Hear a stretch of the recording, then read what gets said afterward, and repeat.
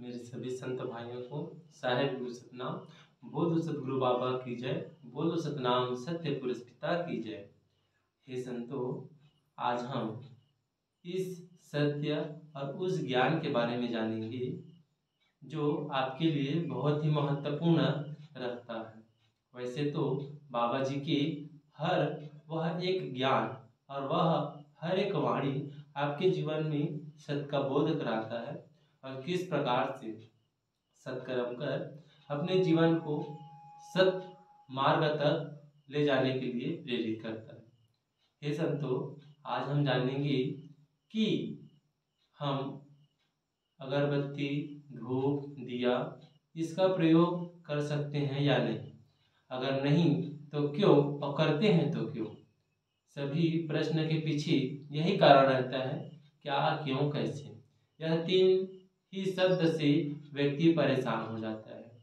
किसी भी कार्य को हम करते हैं तो उसमें यही तीन प्रश्न होता है, क्यों, कैसे और किस लिए। तो हम इसी के बारे में जानेंगे और समझेंगे कि धूप, अगरबत्ती, दिया इसका उपयोग क्यों नहीं करना चाहिए और करना चाहिए तो क्यों। ये संतों, वैसे तो हिंदुओं के गुरु के द्वारा यह भी बताया गया है कि अगरबत्ती में बांस के उसके छाल से और बांस के उसके छोटे से टुकड़े से अगरबत्ती बनाया जाता है। उनके अनुसार अगरबत्ती नहीं जलाना चाहिए और वे लोग कहते हैं कि धूप का उपयोग करें। तो क्या यह भी सत्य है कि धूप, दिया का उपयोग, अगरबत्ती का उपयोग कर सकते हैं या नहीं, इसी के बारे में हम आज समझेंगे, जानेंगे। मेरे अनुसार अगर आप मेरे से पूछते हो कि अगरबत्ती, धूप, दिया किसका उपयोग करें, किसे जलाना चाहिए, मेरे ख्याल से आप जहाँ भी अधिक समय अपना जीवन व्यतीत करते हैं वहाँ न अगरबत्ती, न धूप और न दिया किसी भी प्रकार से धुएं का उपयोग न करें। क्योंकि अगरबत्ती ही नहीं, वे लोग तो बताते हैं कि अगरबत्ती में बांस का जो छाल रहता है वह मृत्यु के बाद व्यक्ति को ले जाने के लिए उपयोग में लाया जाता है, जिसके कारण उसे नहीं जलाना चाहिए। धूप जलाना चाहिए और दिया जलाना चाहिए, ऐसा कहते हैं। मेरे ख्याल से आपको न धूप, न दिया और न ही अगरबत्ती जलाना चाहिए। हम इसे साइंटिफिक रीजन के साथ जानेंगे और समझेंगे कि क्यों, किस लिए अगरबत्ती, धूप, दिया का उपयोग न करें। देखिए, हम और आप यह बात सदा ही महसूस किए होंगे और जानते होंगे, लेकिन उसे ध्यान नहीं दिए होंगे। अगर आप कहीं भी निवास करते हो, अगर वहाँ अधिक धूप हो जाता है और अधिक वहाँ धुआं हो जाता है तो आपको सांस लेने में तकलीफ होता है। यह आप भी सोचे होंगे, आप भी जाने होंगे, इसके बारे में कभी न कहीं किसी न किसी रूप में आप सोचे होंगे कि आप अधिक धुएं के स्थान पर, वहाँ स्थिति पर आ जाते हो तो आपको सांस लेने में थोड़ी बहुत तो तकलीफ होती होगी। कई लोगों का तो उनसे मृत्यु भी हो जाता है। तो क्यों? तो आप धूप, दीप, दिया, अगरबत्ती इसका उपयोग ना करें। किसके लिए, क्यों? तो आइए हम इसी के बारे में जानते हैं, समझते हैं कि क्यों, किस लिए उपयोग नहीं करना चाहिए। हे संतों, जो धुआं रहता है उसमें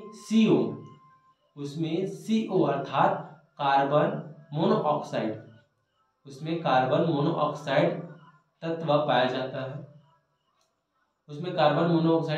जाता है, जिसे हम श्वास के द्वारा अगर अपने शरीर में लेते हैं, जैसे हम ऑक्सीजन लेते हैं और कार्बन डाइऑक्साइड छोड़ते हैं, तो अगर हम सांस लेते हैं तो उससे कार्बन डाइऑक्साइड को छोड़ते हैं और ऑक्सीजन को लेते हैं। वैसे तो दोनों कार्य होता है, कार्बन डाइऑक्साइड और ऑक्सीजन दोनों ही हमारे शरीर में जाता है और बाहर निकलता है। हे संतों, यही कारण है, अगर आप ऑक्सीजन को लेते हो, अगर आप ऑक्सीजन को अपने अंदर ग्रहण करते हो तो वह ऑक्सीजन आपके श्वास नली से जाते हुए आपके फेफड़े तक पहुंचता है।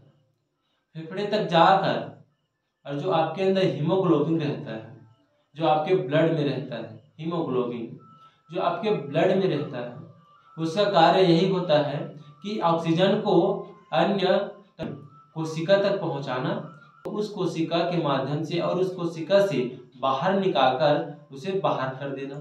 यही हीमोग्लोबिन का कार्य होता है कि ऑक्सीजन को अंदर ले जाना और कार्बन डाइऑक्साइड को बाहर करना। तो ऑक्सीजन के साथ ऑक्सीजन का तो जो ऑक्सीजन रहता है वह ऑक्सीजन हीमोग्लोबिन के साथ बॉन्ड बनाता है।